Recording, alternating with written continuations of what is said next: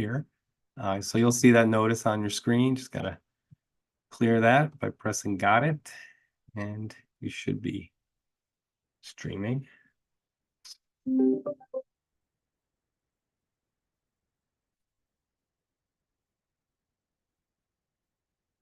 I'm sure everybody's trying to tune into this one.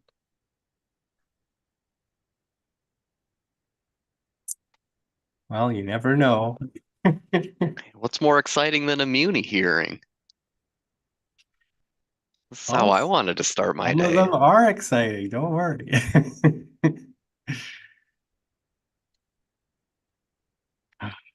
So I emailed Michelle and I just called the utility and there's no answer.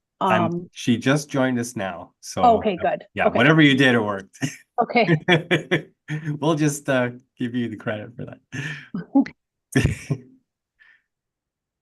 All right. So I'm not seeing you yet. So Michelle, if we could have you turn your video and unmute your microphone, we can start the hearing. Mute my audio. Yeah, we can hear you. And Okay. it should be on display. And then start video. Okay. Yep, there we go. Perfect. All right. Great. Well, thanks. All right. Looks like we're all good to go. Let's get started. This is where's my notice here? Oh, it got covered up. There we go. It's docket 1300 ER 107, the application of the City of Columbus for authority to adjust electric rates.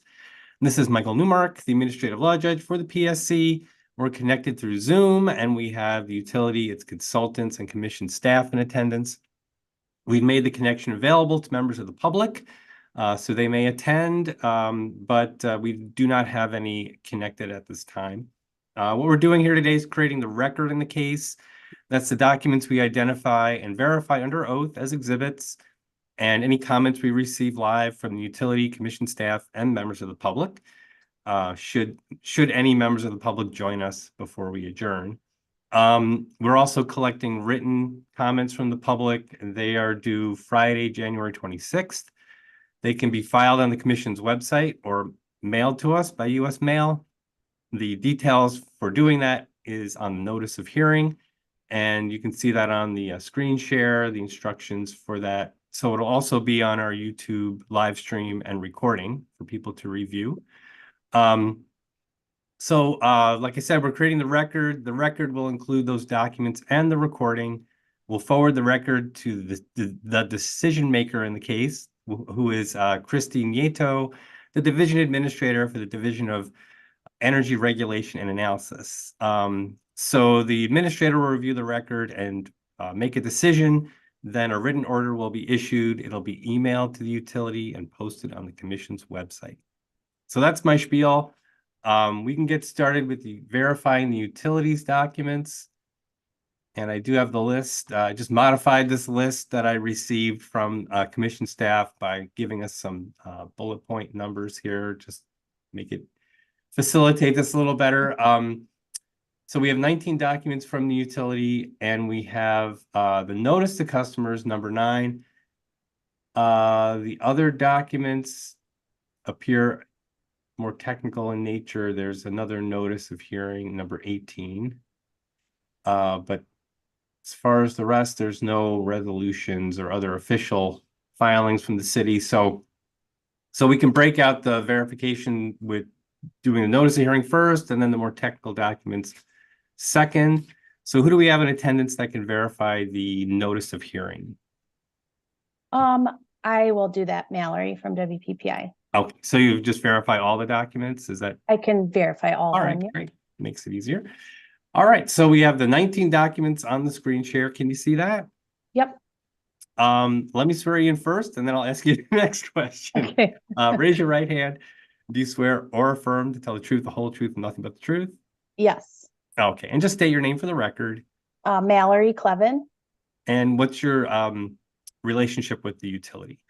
So I'm a senior rate analyst with WPPI, and we are their consultant. So. Okay, perfect.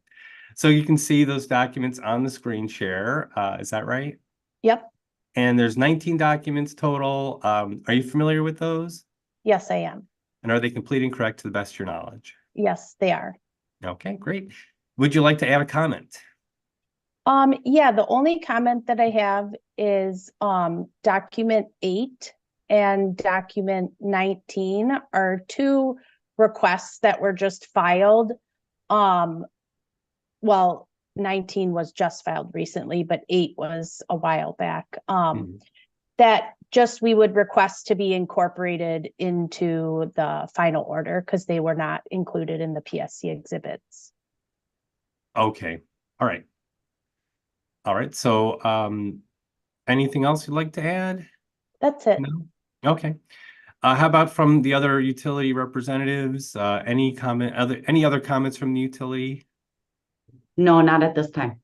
Okay, all right. So we'll move on to commission staff. We'll start with revenue requirement. I guess that's Lauren Corbeil. Let me swear you in. Do you swear or affirm, tell the truth, the whole truth, and nothing but the truth? I do. Can you verify that the revenue requirement exhibit is complete and correct to the best of your knowledge? It is. All right. Do you have any comments? I do not.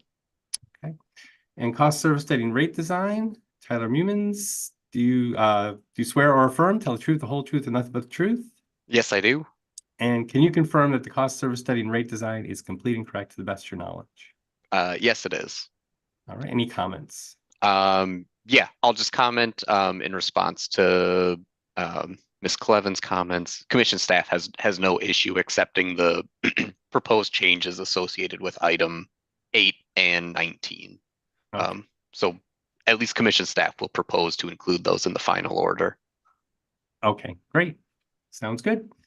All right, so that's all the comments and documents we have to verify at this time. I'm just checking our participant list. There are no members of the public connected at this time, so no public comments to take.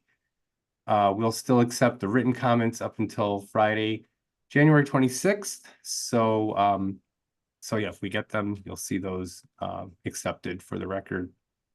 Otherwise, is there anything else we need to discuss before we adjourn? Nothing? All right. Well, thanks very much, everyone. We're adjourned. Take care. All right. Thank Thank you. you. Thank you. Thank you.